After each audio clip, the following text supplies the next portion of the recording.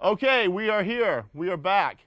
And this is our final class period, okay? This is our final class period. I think this is number 39, okay? So it's been a long journey. If you get emotional today because you're so sad that it's almost over, don't be ashamed of tears, okay? I know it can be a very emotional time. So we are going to finish up chapter 11 today, all right? And I think we'll have plenty of time to do that. So let's go ahead and go over the one homework that I assigned. I think it was just one quick study, was it not? So let's go ahead and look at quick study 11.8. Quick study 11.8. All right. Okie doke. All right. Quick study 11.8. On September 11th, 2010, Home Stores sells a mower for $400 with a 1-year warranty that covers parts. Warranty expense is estimated at 5% of sales. Okay.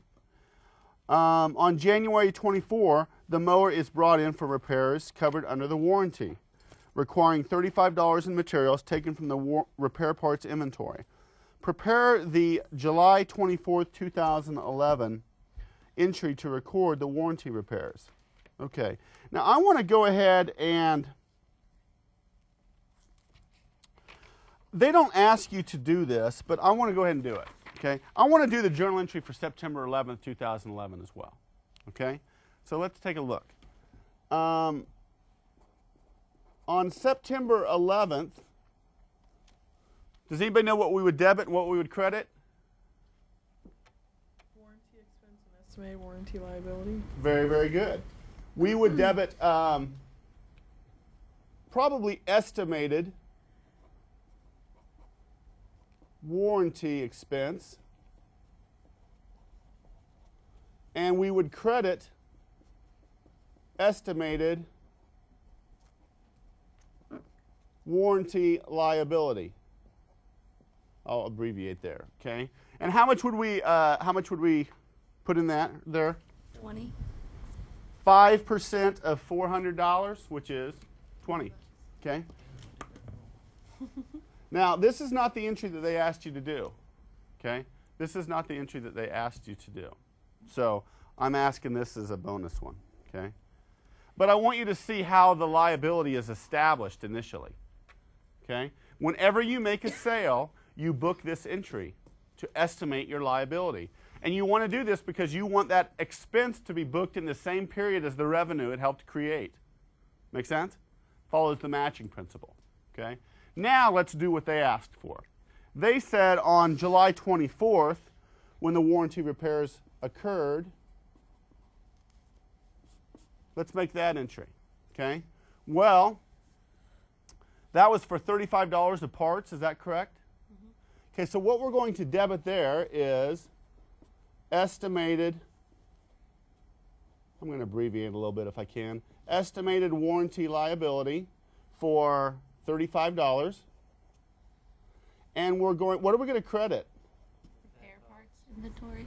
Yeah, we're going to credit repair parts inventory, because our repair parts inventory is decreasing. Okay? So there is the entry that they actually asked for, this bottom one. Did you get that? That was all the only homework one, huh? That must have, you had to pull an all-nighter on that one, huh? Okay. Okie dokie.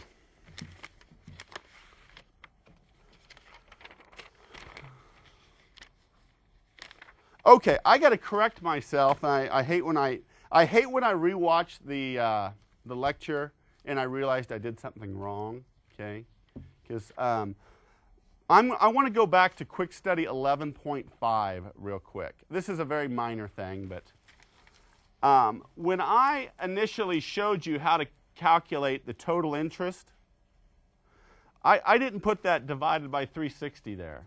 Did anybody notice that? Okay.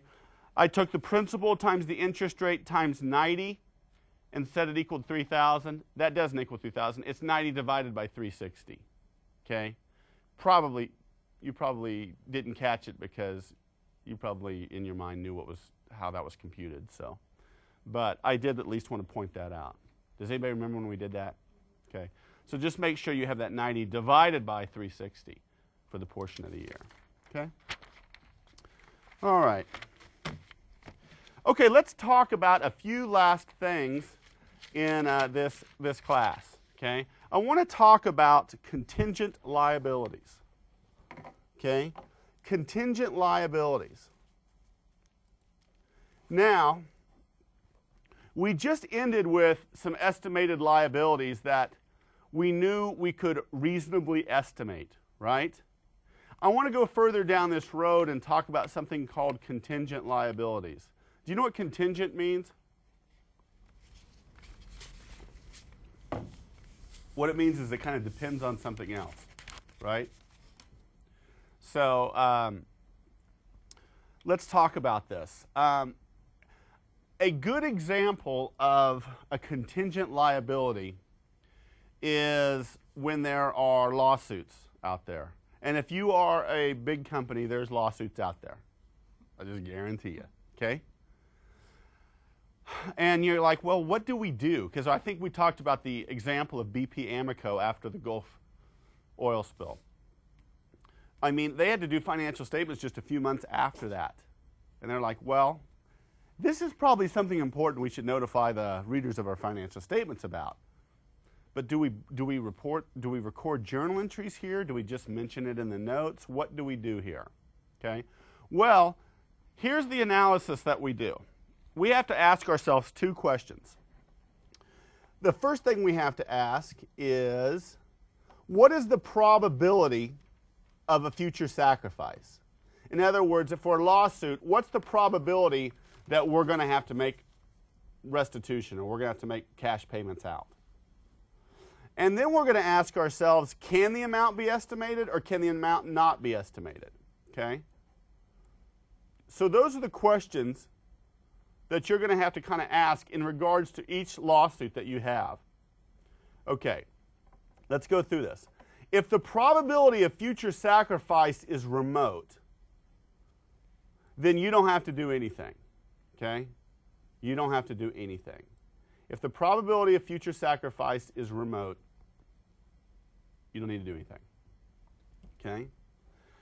Now let's hop over here. If the probability of future sacrifice is probable and the amount can be estimated, then what you need to do is record the contingent liability. What that means is you're going to book a JE in your books. You're going to book a journal entry. It's going to be on your financial statements if the probability of future sacrifice is probable and you can estimate the amount. Okay? In these other cases, if it's reasonably possible or it's probable but you can't estimate it, we're not going to book a journal entry. We're just going to mention this in the notes to the financial statement. Do you remember at the beginning of the semester we talked about the notes to the financial statements? And you can look at the end of your textbook and look at the sample annual report, and you can see that there's a lot of notes to the financial statements, right, about what's going on. So this is kind of the table that we utilize. If it's probable and it can be estimated, we book a journal entry. If the probability of future sacrifice is remote, we don't do anything. And in those other cases, we just disclose it in the notes. Cool? All right.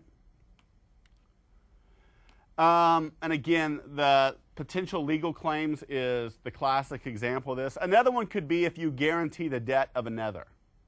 Okay? If you guarantee the debt of another party. Okay? Which means that if they don't pay, you end up paying. So that's another situation where contingent liability analysis comes into place. Okay, the last ratio is times interest earned. Okay? Now, just like with individuals, you don't want your debt to get out of hand. Okay? Right? Businesses don't want their debt to get out of control. And one of the measurements that measures the risk of if your debt is getting too large is the times interest earned ratio, or the TIE ratio. And how do we calculate that? We take income before interest and income taxes, and that sometimes is called EBIT. I want you to be familiar with that term, EBIT, which stands for earnings before interest and taxes. Okay? So you don't necessarily take the bottom number on your income statement. You want the income before interest has been subtracted or deducted, and before income taxes have been deducted. And that EBIT amount, we're going to divide it by the interest expense. Okay? On their books. Now, all things being equal, do you prefer this ratio to be high or to be low? Always have to ask yourself this, because some we want to be high, some we want to be low. What do you think? Make a guess. You got a 50-50 chance. I think high. I think. Yeah, well, I always just ask myself this. Well, do I want my income to be high and my interest to be low? If so, I want it to be high. Or do I want my income to be low and my interest expense to be high? That would be, well, I don't want that. So I obviously want this to be high. Okay, so this is a ratio that I compute. You can come off the PowerPoint. When I go into a client as a consultant, I will calculate this ratio, and I'll do it on a monthly basis over like the last 4 years. And I'll see if that ratio is going down or if I'll see it's going up.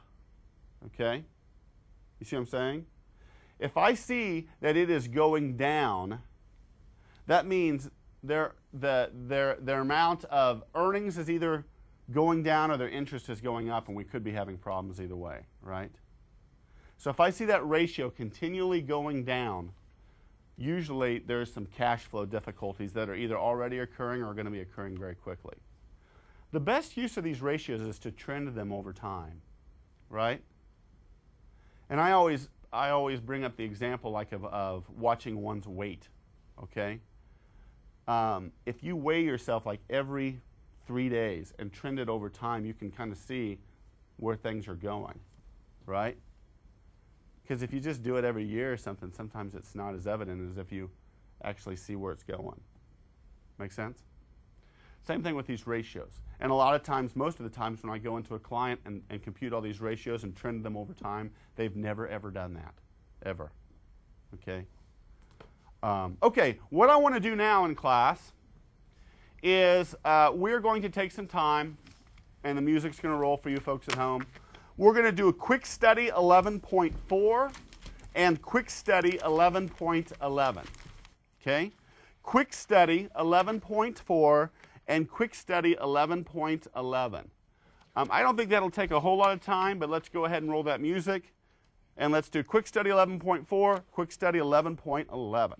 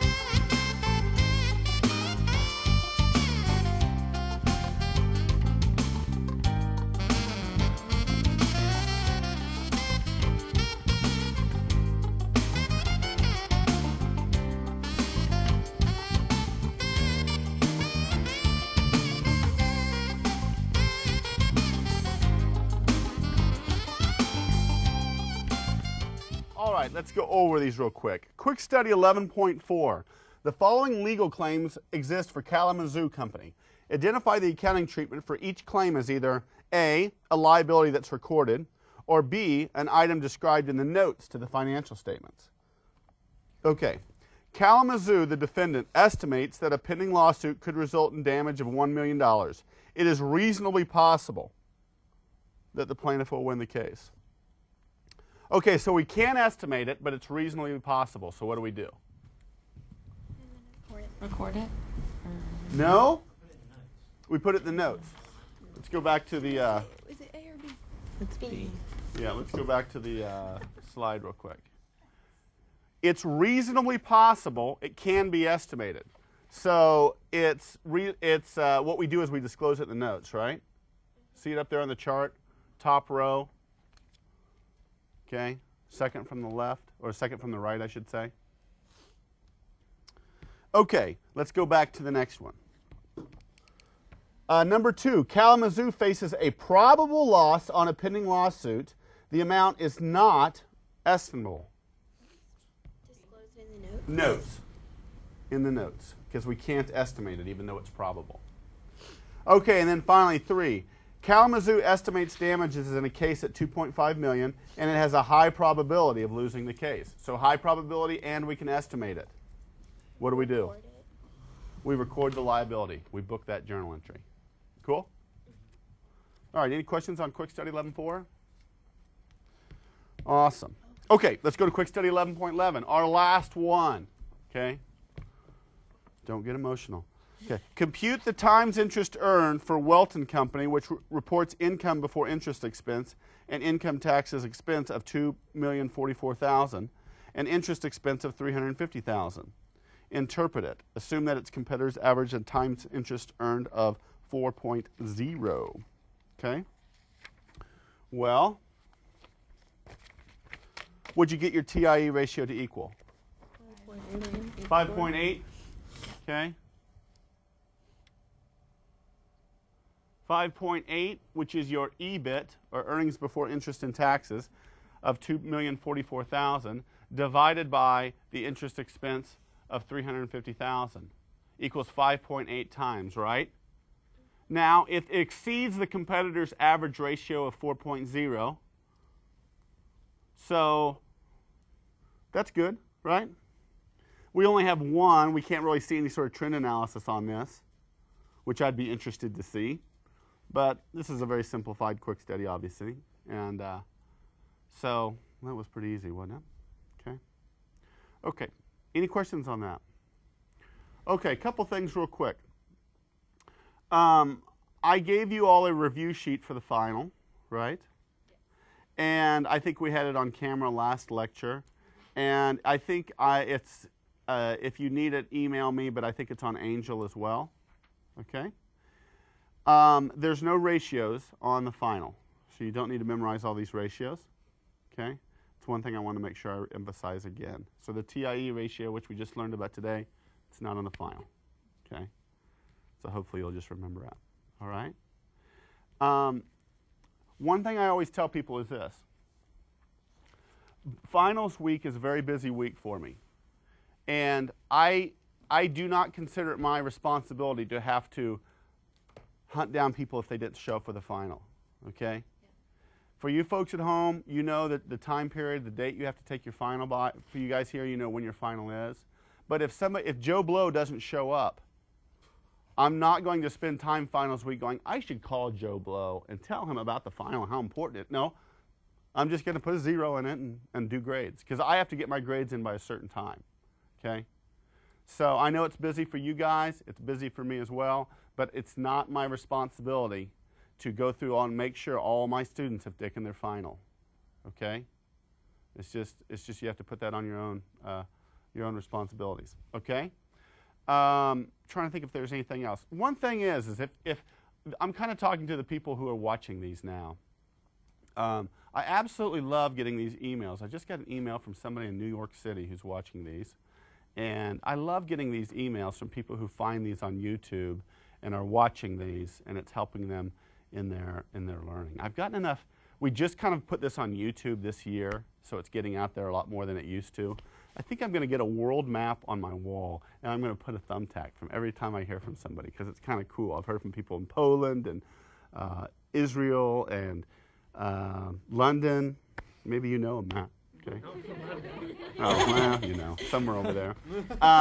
But if you have watched, if you are enrolled in my class or not enrolled in this class, if you have watched all 39 lectures, I want you to email me, okay? I want you to email me and said, I watched all 39 lectures. And regardless, even if you didn't watch all 39 lectures, I love it when you guys email me and let me know where you're at, how you use these, if they've been of assistance to you. Sometimes I can email you some things that are helpful to you as well, okay? Sometimes people ask if I teach accounting too, or any other classes in this manner, and I don't, okay? So if you're looking for YouTube on those, you're not going to find those, okay? Is there any other questions that you guys have before the final exam? Okay, that's it. You guys have been a good class. We will see you later. My email, I think that they put it up periodically throughout this program, so you should have my email address. There it is right there, right below my face. So if you have any questions, comments, or need to get a hold of me, I don't plan on going anywhere. So there's my email address, okay? So we'll see you guys later. Bye-bye. Yay.